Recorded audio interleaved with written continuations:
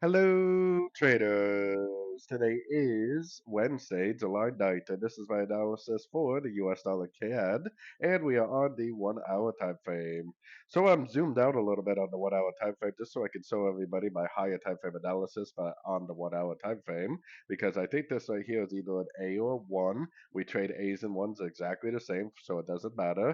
I think this whole move down is like a three-way pullback for either a wave B or a wave 2. We trade wave Bs and 2s exactly the same also. And I think that we are likely now either at a wave C. If it is a wave C, then most likely it will take out the high of wave A, putting us up above this 100% area.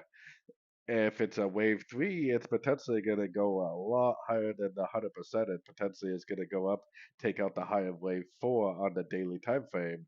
So I definitely am looking for longs. I don't think I would be trying to go long right now at the top of this move, but if I saw another three-way pullback, if I zoom in a little bit, if I see a 1, 2, 3-way pullback like this, a little 1, 2, 3-way pullback, or a little 1, 2, 3-way pullback, that's exactly what I'm looking for in the future for more entries to go long. Either whether it's a wave C or whether it's a wave 3, it doesn't really matter at this stage. You would trade a wave 3 and a wave C exactly the same on this 1 hour time frame, at least until we get about two-thirds through this move to the upside. So anyways, don't forget to check out my free Discord channel linked down here in the corner. Take a look at my website, fxpipcollector.com. And as always, thank you for watching and happy trading.